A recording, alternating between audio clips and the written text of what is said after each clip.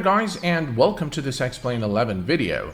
Today we're going to be taking a look at SkyMaxx Pro version 4.6 along with Real Weather Connector and SoundMaxx Pro. The three plugins, in my opinion, make for a very compelling weather ecosystem for Explain 11.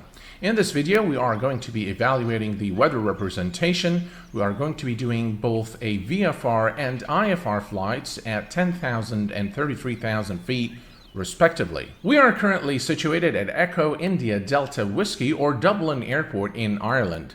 The scenery is that of Airport Dublin version 2, which was recently released and available on both the Explain.org web store as well as the Airsoft website. Without further ado, let us begin. Let us begin by taking a look at the clouds representation in SMP 4.6. Now, clouds are the weather item that is most significant to us flight simmers because, in my opinion, it really makes or breaks the flying experience. The more realistic the clouds, the better the flying experience.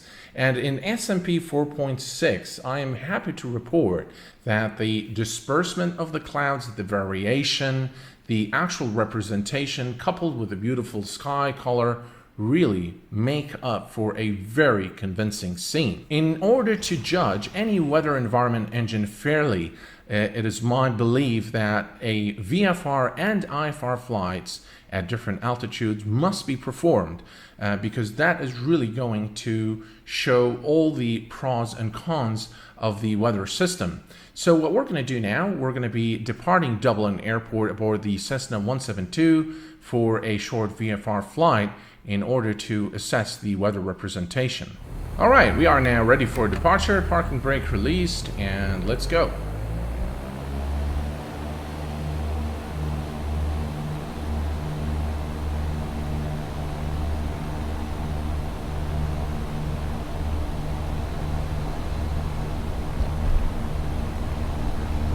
Can't keep it straight. 60 knots to rotate. This is, by the way, the Cessna 172 coupled with the SimCoder's Reality Expansion Pack for the default Laminar Research Cessna. And as you can see, the clouds are looking pretty good. The coloration of the clouds during this time of day is also looking very nice indeed. The atmospheric scattering as well is looking pretty good right over there. I really like the coloration of the clouds and how they differ. So it looks very different here than it looks far in the horizon, which is really convincing in my opinion. Okay, let's switch to external view and take a look at things from the outside.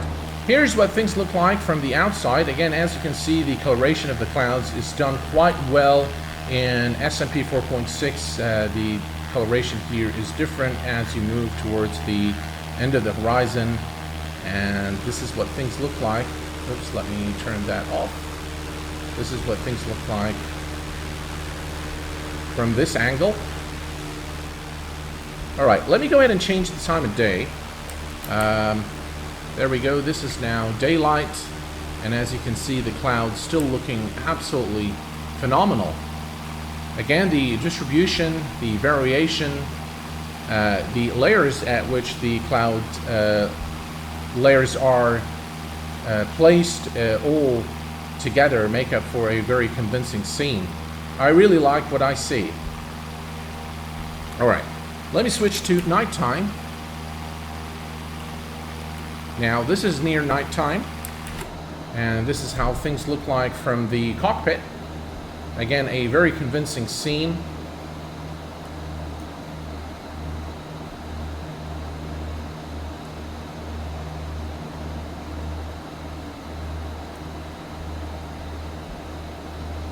And let's go ahead now and make it completely dark.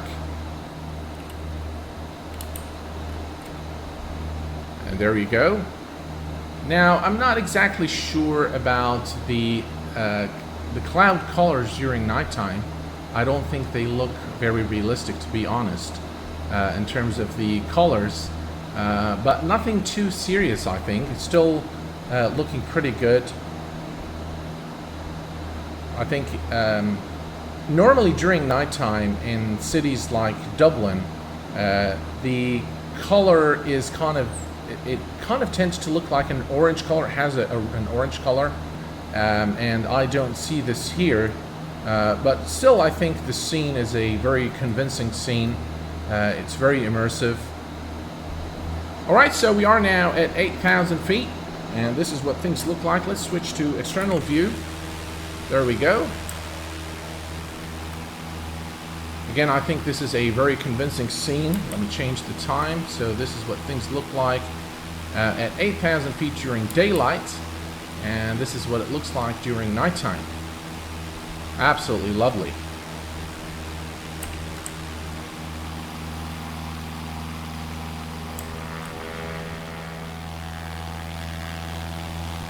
The next test we're going to do is going to be aboard the XCG 737, and we're going to be simulating a departure of an IFR flight. We're going to climb to 33,000 feet during our flight, and we're going to look at the weather representation. I'm going to try to find an area where there are heavy thunderstorms so that we can put really S&P 4.6 to the test. Welcome back, guys. We are at Echo Delta Alpha Hotel, and as you can see, we're experiencing some severe weather conditions here. We are aboard the XCG 737, and we are ready for departure. So what we're going to do, we're going to climb to 33,000 feet, and throughout the course of our climb, we're going to take a look at the weather representation, and I will provide you with my critique along the way. We are now ready to go. Let me set the auto brake to rejected takeoff. Flaps are 5, and everything here appears to be okay. Hopefully we'll be able to depart. I'm not sure how long this runway is, but let's go ahead and release the parking brake, and let's give it full power and depart.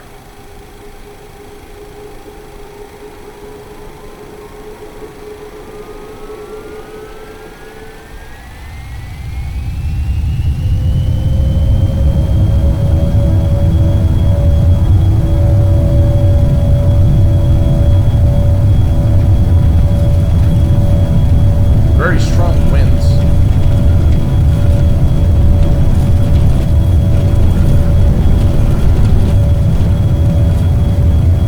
Wow, this is probably the worst takeoff I've ever done. All right, we have a positive rate. Gears going up. I can feel the turbulence.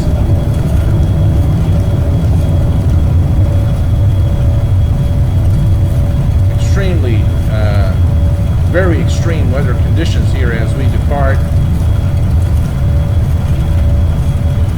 Alright, we are now passing 7,000 feet, and as you can see, we're still moving through very heavy layers of cloud. I think we can now switch to external view and take a look at things from the outside.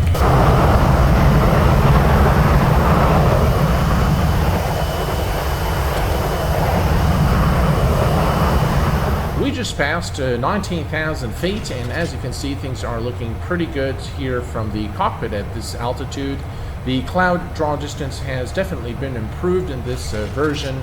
I'm not exactly crazy about those cloud textures though I think they look pretty good. The overall scene, I think, is a very immersive scene. It's not 100%. I think it still can be improved as far as the textures are concerned, but the way the clouds are represented overall, I think, provides for a convincing experience, at least to an extent. Let's switch to the external view.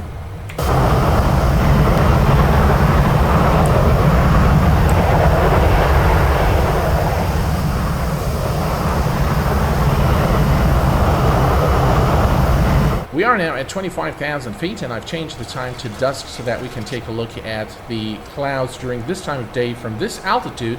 And as you can see, the coloration of the clouds, the disbursement, the variation again is actually looking pretty good. Let's go ahead and make a turn. There we go. Again, I think things are looking pretty good in terms of how weather is represented. Let's go ahead and do a quick flyby.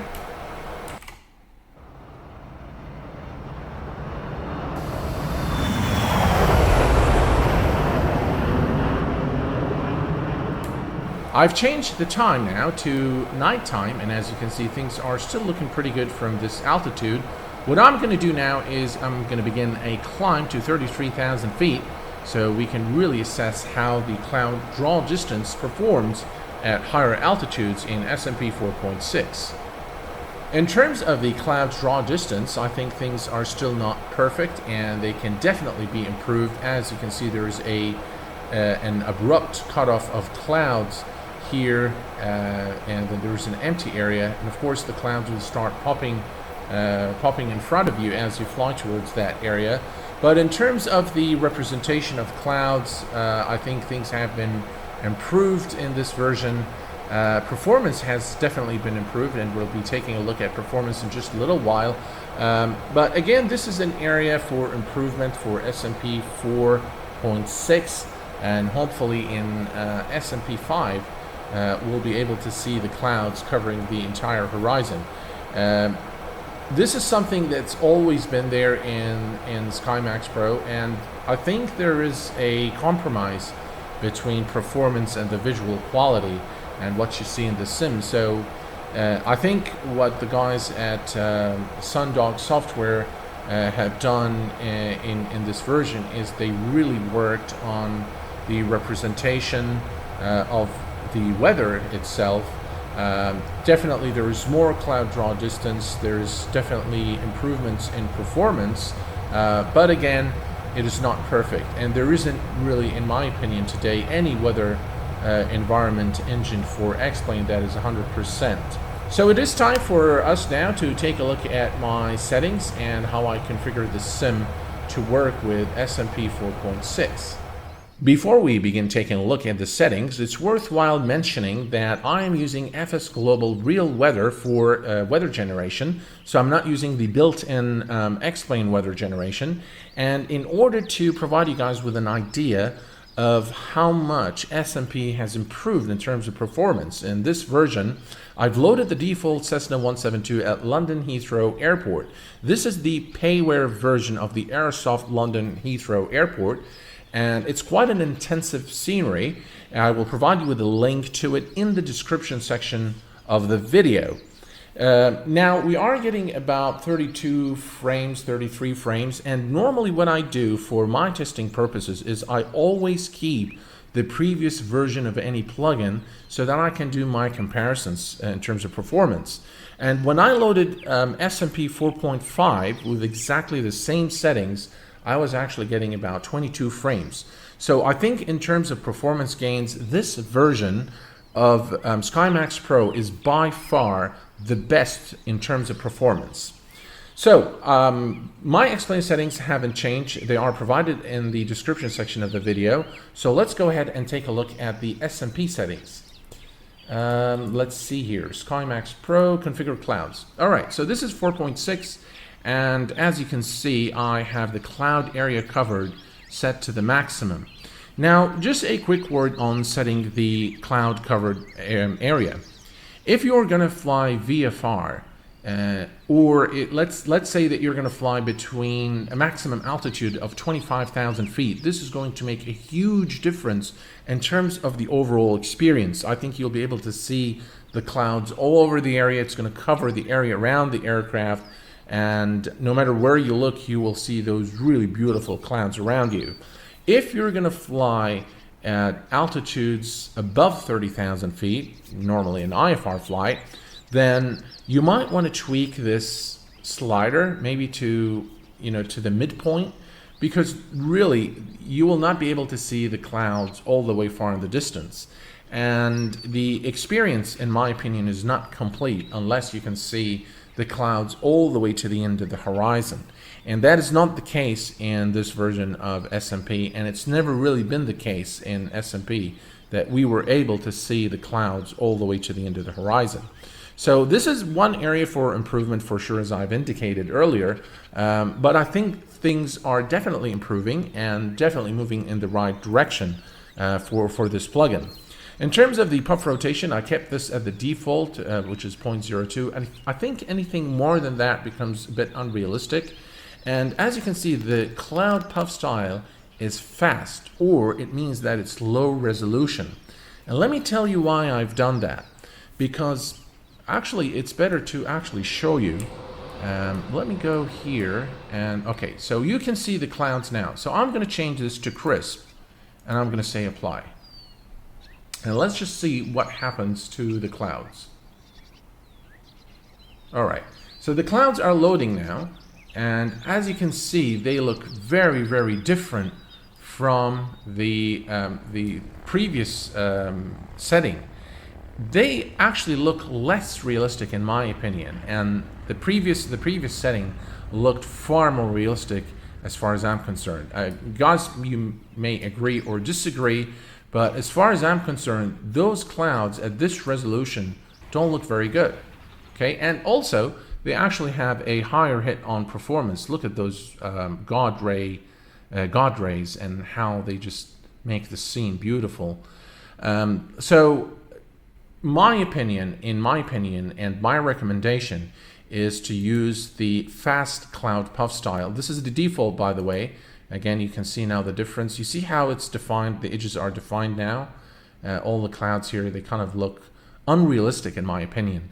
But when you change the setting to the fast setting, I think this is a more, the overall look, I think, is far more natural this way. Now, maybe when you're passing through the clouds, when the clouds are really near the aircraft, it might not look as good as when you are, using the high resolution set. To me, this looks far more natural and far more realistic than the high resolution set.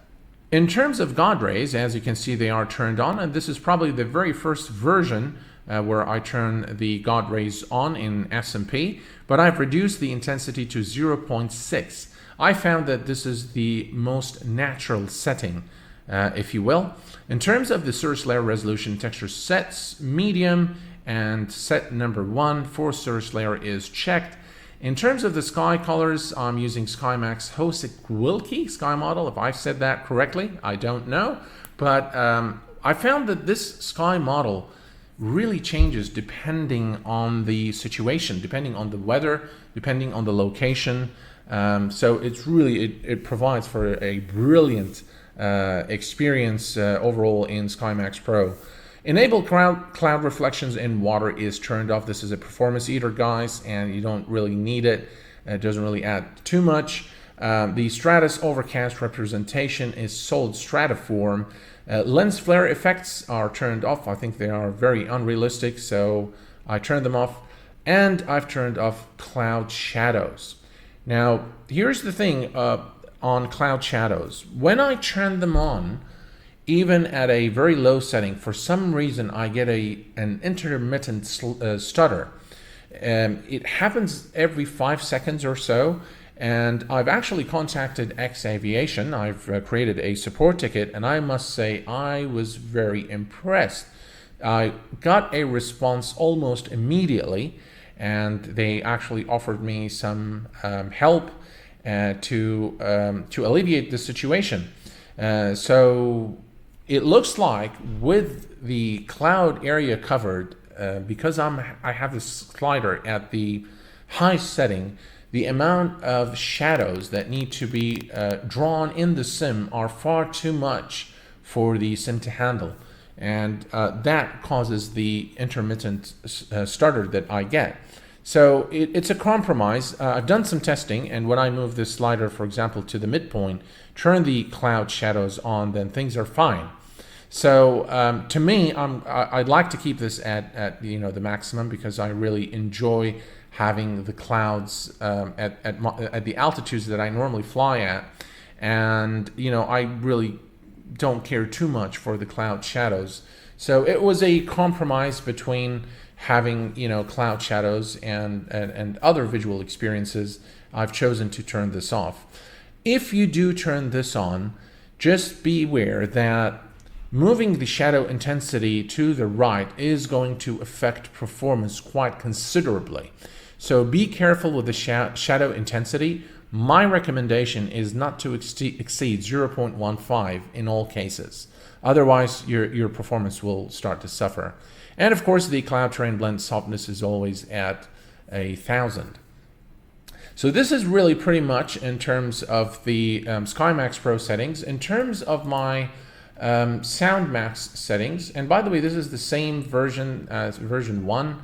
I heard that there will be a new version of SoundMaxx, but I'm not sure.